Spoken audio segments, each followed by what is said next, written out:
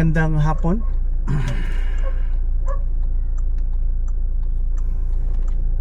Pebrero 16 February 16, 2026. Apostolic job. As usual, I am your Papa Bot. Lately, I am your Bibothalmologist. Well, good life to everybody. Ayan, nagre-record din si yung isang tulonggis dito. Ayun, nagre-record siya. Ayan. Mabuti naman at mayroon tayong ganito. May gadget tayo, ha? If not, we cannot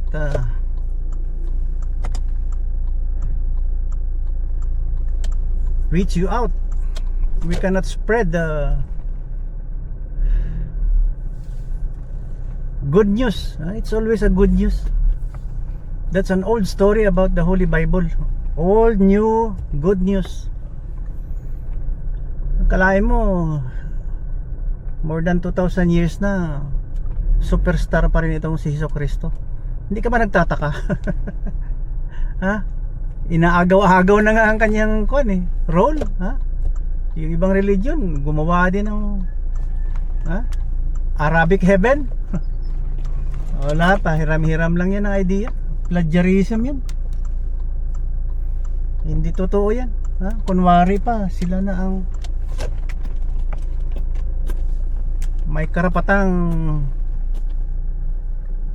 pumunta sa yung sinabi ng Holy Bible na may langit, na walang kamatayan, walang sakit. Baka totoo nga. Kaya inagaw, inulit, sinira, naging corrupt na daw ang Holy Bible. Di wow. Ang reflection ko kasi, good for humanity, yung ang pinakamagandang gagawin ng isang tao, para sa kapwa at para sa lumikha, ganyan. Sorry na lang kung hindi nyo ako masakyan, Alam ko nahirapan kayong umintindi bakit ako ganito. Makulit ako. You left the group and then sometimes you warn me that I should also leave the group. Natatakpan na din ang mga balita dyan. Kung ako pa sa inyo, you learn something from people who are rich with knowledge. Wag lang basta-basta mag-react, dahil ako nabubuhay ako sa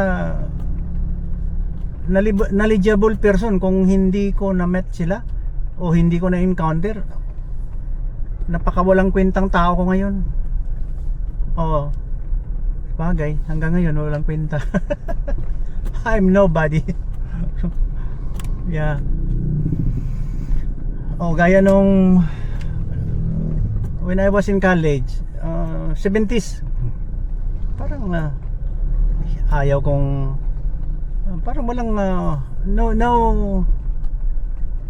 desire or that kind of ano tinatawag niyan, thriving attitude, yung masigla na punong-puno ng pagsusumikap. Dahil iniintindi ko, ang pagkaintindi ko kasi sa buhay, grace of God, mercy, love. Kaya pala kailangan mag-ambisyon, pero kulang pa rin. I need to study, I need to go to school. Tapos na-encounter ko itong mga aklat na ito na gaya kay Norman Vincent Peale, The Power of Positive Thinking. Mabuti na lang dumating to sa buhay ko. Basahin nyo nga yan, The Power of Positive Thinking. Author niyan si Norman Vincent Peale. Peale as in Papa Echo Alpha. Lima Eco. Ang galing. Doon nag-spark ang aking interest. Dahil ano kasi parang anak mayaman. Anak sa utang. Anak sa utang, walang ganang strive. Buti na lang na awaan ako na maganda ang memory. Hindi pa yayabang hanggang ngayon naaalala ko pang mga lectures noong 1970s sa college ako I can still remember well. At saka hindi naman matalino, ano lang, average. Importante kasi behavior, attitude. Hindi kung sinong bright ka o matalino ka o angat ka, hindi. Attitude mo lang, huwag kang magnakaw. Meron dyan pag start pa lang, kung sa Ilonggo, pag start pa lang yung sa Ilonggo nga term, pamumoy-momoy. Sus, kung napasok na pala, magnanakaw na. Marami ng anomaly ang ginagawa. Makasalanan talaga itong taong to. Yung iba sa atin makasalanan. Walang hiya. Walang hiya. Ang tawag diyan, traidor. Sinabi nang wag niyong subukan yan, masisira ang buhay niyo. Pati mga notoryo sa bayan natin nagsasabi na takot talaga ako sa presidente na yan. May ngayon times 30 ang krimen. Wala nang takot yan ang pagka-stupido ng mga Pilipino. Kung walang may na tatakutan, gagawa ng hindi maganda. Threat kayo sa bayan all the time. Nagbablog lang ako ngayon dahil February 16, 2026, I think magaling na tong mata ko. Yung January 27 pa to pero bukas meet kami ng aking ophthalmologist bukas, Martes, Lunes ngayon yan ang schedule niya sa hospital. Yan, isusumbong ko anong ginawa. Anong ginawa ko sa mata ko. Tinusok ko pa naman. Ayaw ko kasing may inflammation nung may video may mata ng isda doon puti, tinusok ko. After 5 days tinusok ko ulit. May pressure, parang Makati. That means may infection pa, may nana or pus, marumi pa.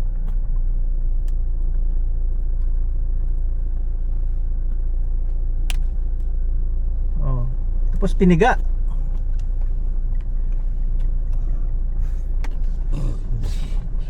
Piniga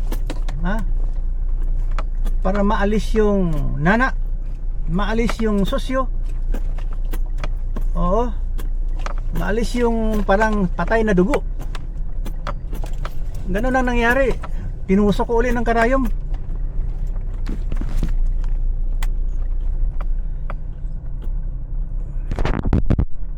Buti naman February 14 yun. 2 days after ito na medyo naka-recover siya. Wala na yung kati, wala na yung pressure. Sometimes kasi we have to do something para hindi tayo dependent masyado sa mga espesyalista. Dahil may trabaho din sila Mabuti na lang na hindi ako nakainom ng antibiotic. Dahil sumasakit ang tiyan ko pag antibiotic na. Hyperacidity na naman. Isang buwan yan na gamutan. Ayaw ko muna. Depende sa kanya bukas kung anong management niya. Basta sa akin, pag may infection sa katawan, technique to technique. Kaya makinig kayo, wag yung left the group. Kung ayaw niyang panoorin yung mga nakapost yan, do not open it. Di ba? Kasi pag ikaw ang kailangan doon sa group chat, ano kanila, itag. Oh, lalabas ang pangalan mo. Uy, may nagsasabi dito na para sa akin. Itag kanila. Hindi ba kayo marunong magtag? Yung asterisk, ano yun? A? Ano ba yan? Asterisk ba yan? Cap A? Parang ganon. Hindi ko alam yan eh. Oh, lalabas. Pangalan mo sa group chat. Learn from somebody. Do not rely on your knowledge. Small little knowledge is dangerous. Little knowledge is dangerous. Hindi ko naman sinasabi na hindi ako nangungulit. Hindi ko sinasabi na hindi ako nuisance. Ang masasabi ko lang, nandyan lang ako just to make my presence felt.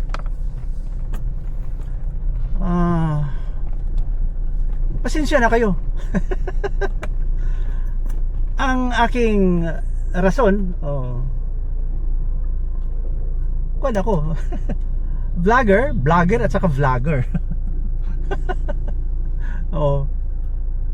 Alam mo naman ang pagbablog ko, yung righteousness, anti-kutong, anti-corruption, anti-terrorism. Anong masama doon? Anong masama doon? Kung meron akong topic, ang hot topic is always Hesus Kristo, Holy Bible. Sabi nga ng taga radio station, Christian radio station, sabi niya, papabot. Siguro malaki ng kita mo. Oh my goodness, hindi ako nag-vlog para kumita. Libre yan. Wala do not charge anything kasi you are talking about God and righteousness of Jesus Christ. Do not make it as your livelihood. No. Ibigay mo ang puso mo sa mga tao. Ibigay mo lahat. Huwag mong bawas-bawasan. Do not charge the Lord. Huwag kang magpayaman dahil sa salita ng Diyos. Magdasal ka lang, magtrabaho. Huwag kang masyado maging prosperity. Ang dasal mo puro pera. Mahiya ka naman. Kaya nga sabi ng pastor namin doon sa Banga, sabi niya, nung pista ng Surala, may lumapit daw sa kanilang table, kumakain sila, daming tao. Maya-maya lumapit na naman, the same person. Maya-maya 4 na sila, lumapit na naman. Bakit ang dami nyo? Kasi kailangan ng grupo namin sa simbahan, sabi ng pastor. Hindi ko makaya. Hindi ko kaya yung ganun. Hindi ko kaya yan kahit nabaliktarin ang mundo.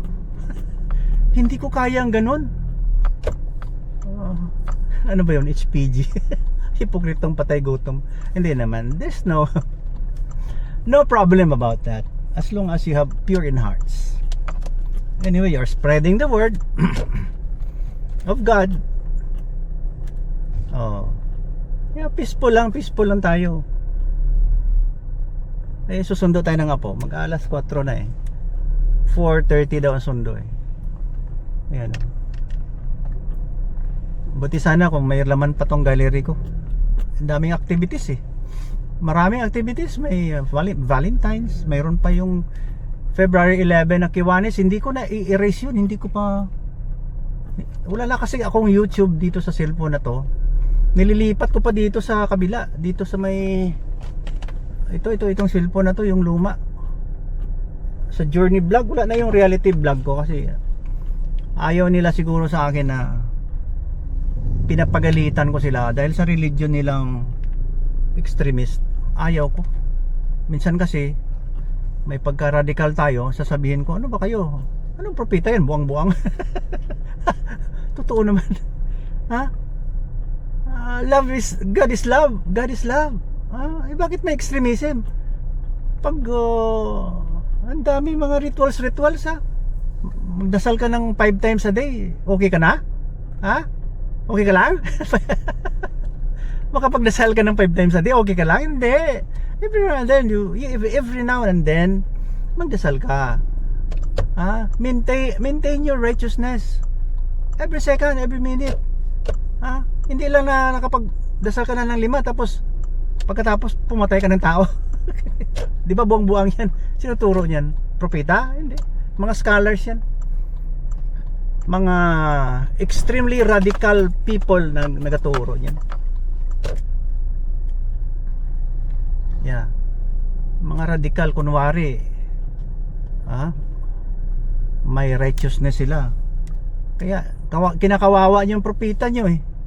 Lolo ko yun, galing Saudi, lolo ko yun. Lolo natin yun dahil sa dugo ni Adam. Dugo ni Adam nasa atin. Ewan ko lang eh. Galing ba tayo kay Eva? Hindi ko na alam. O baka nanganak sila, no? Nanganak sila, doon tayo galing. Kahit sino ka pa sa mundo, doon tayo galing lahat.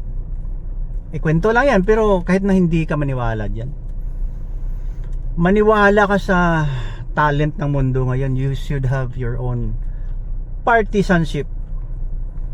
Do not just sit on the fence. You should have a party.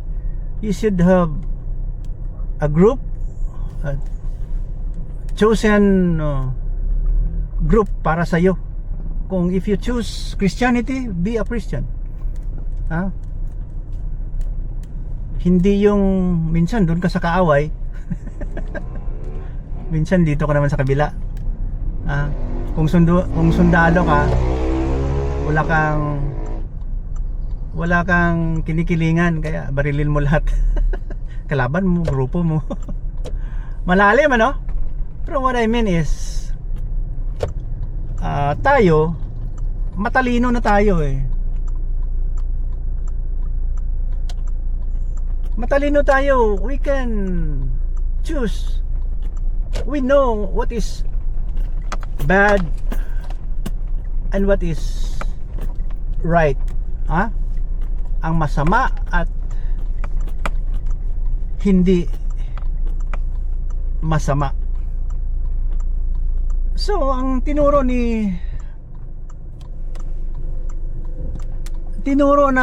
Holy Bible, napakagandang righteousness. Humble, nagsakripisyo daw yung isang tao dahil utos daw ng Ama na gagawin niya yun. Nak, ipakita mo sa kanila kung sino tayo. May partner sila eh, ng Diyos Ama. Tiisin mo yan. Ipakita mo mabait ka. You suffer. Oo nga, tinupad eh. Tinupad. Namatay, nabuhay. Ikwento ng Holy Bible yun eh. At hindi ako maniwalang mali. We have to participate. Pag Christianity, participate ka sa Christianity. I-promote natin yung Hesukristo.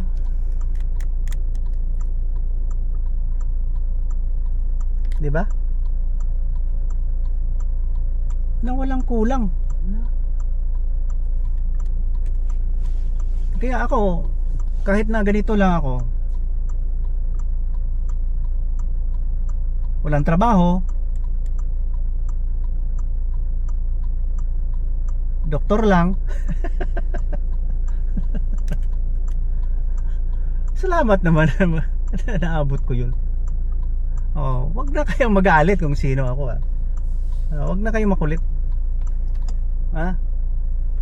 Simple lang tayo. Simple lang tayo. May gusto ko lang ito mga ganitong mukha. Ayan, ganitong mukha lang. Pangit lang.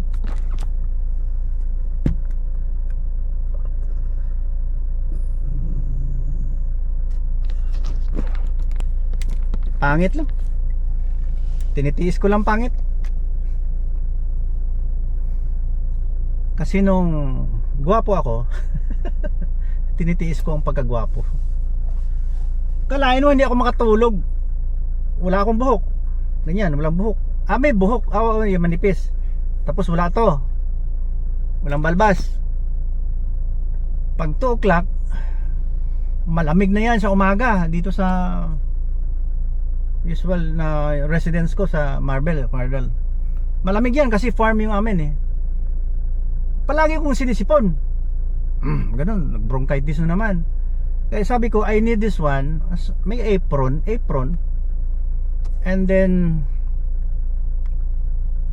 itali lang pag mainit. Yun ang nangyari. Tapos wala akong buhok noon, bunit ng bunit. Pero pag tulog ako, tatanggal yung bunit, malamig na naman. Kaya may buhok ako dyan. Pag mainit, tinatalian ko. Mabuti lang may buhok na naiwan.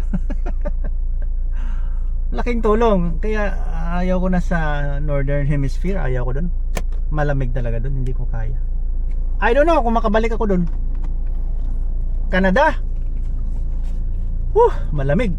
Ayaw ko. Saka doon hindi sa sinisiraan ko. Maganda ang government. Yeah. Walang malagyan ng aking idea. Tinupad na ng Canada. Sa daan, early warning nila, day and night, yellow flashing light, early warning, kurbada or may construction. Every day, may yellow flashing. Hindi na nila pinapatay yung sa kurbada na mga early warning. Pagtanggap ng mga drivers doon, talagang pagsusuri, exam practical, first, second stages. Maganda. Sa Pilipinas, padrino lang, ayos na. Magbayad ka lang. Then mag-drive ka, then sagasaan mo na yung mga tao dyan dahil mang-mang. Yan ang advantage ng Canada.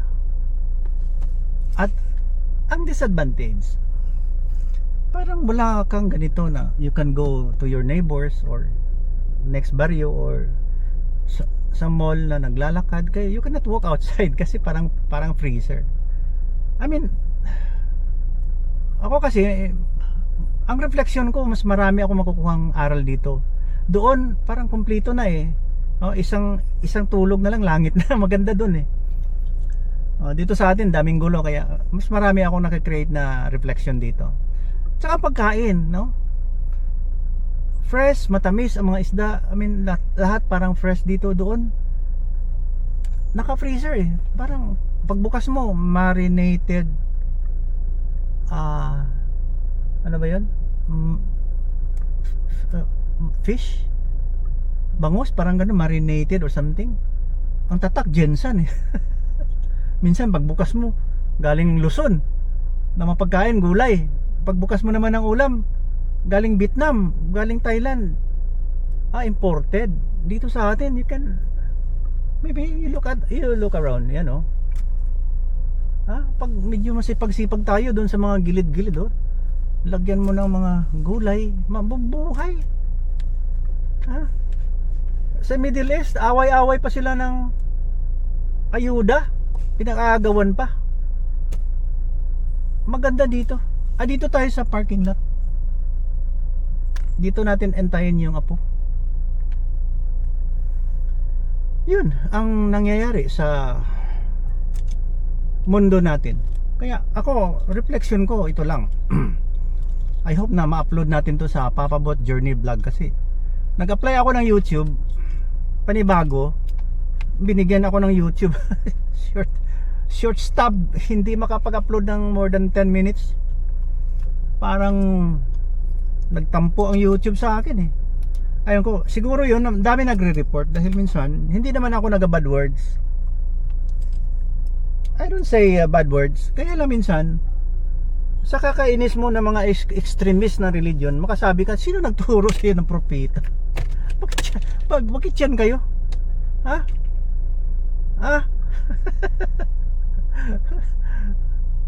Bakit yan kayo sa propeta na yan basahin mo sa Google yung mga laman yan.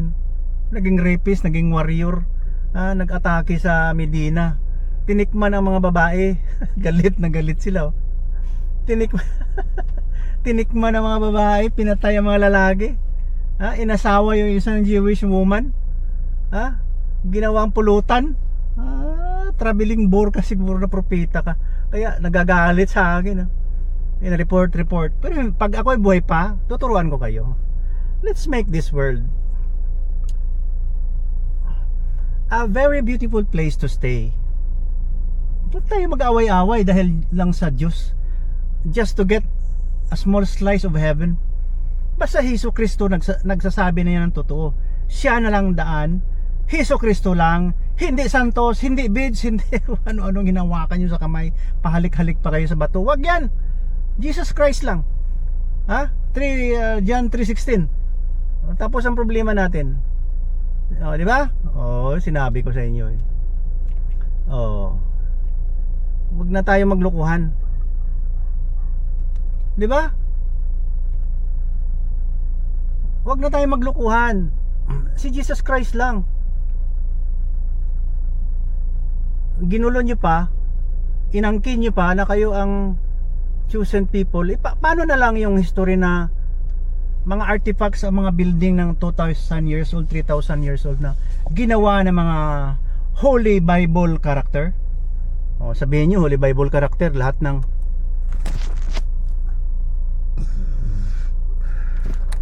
character sa Holy Bible, propeta, Muslim. Mga propeta ng Holy Bible, Muslim. Okay mo galit, ha? Nauna ang Holy Bible kayo respect the elders. Number 1, try to respect the elders, yung senior. Yeah, di ba? Nauna ng Holy Bible, wag nyo nang palitan, wag nyo nang siraan. Di ba? Wag nyo nang siraan.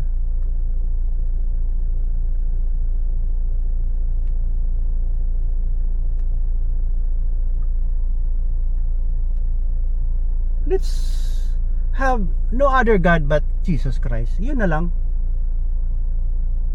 Di ba? Wala na kasi magulo lang pag palitan natin uli ang Holy Bible, mas malalong magulo. Di ba? Ganito lang ako dahil iba yung aking theology. Iba. Meron akong nalalaman, hindi ko sasabihin sa inyo Bahala na kayo kung ayaw niyong maniwala. Hindi sasakit ang tiyan ko. Nabuhay ako ng 67 years old, hindi ako naghingi ng 1 kilong bigas sa inyo. Mabubuhay ako ng gusto ng Panginoon. Yeah. Kung ayaw niya na sa akin, di bawiin niyo na ako, di ba? Simple lang. Okay, thank you. Wala pa yung apo ko. Yun lang sa akin, ha? Simple lang ang aking layunin, ha? Ano lang, pangkalahatan. Hindi yung refleksyon natin, kapitbahay lang yung kinakalaban natin. Well, anyway, sabi niya, love your neighbors. Ano yung mga Chinese dun sa ibang lugar? Mga Africans, that's our neighbor. Mga, ano natin sila? Sisters and brothers. Yan. Kaya hindi natin pwedeng pabayaan sila. We have to take care of them. Spread the word and the gospel of Jesus Christ. Yun lang. Thank you for watching. God bless you and keep you. God shines His face on you and be gracious unto you. God turns His face upon you and give you peace in Jesus' name. Amen.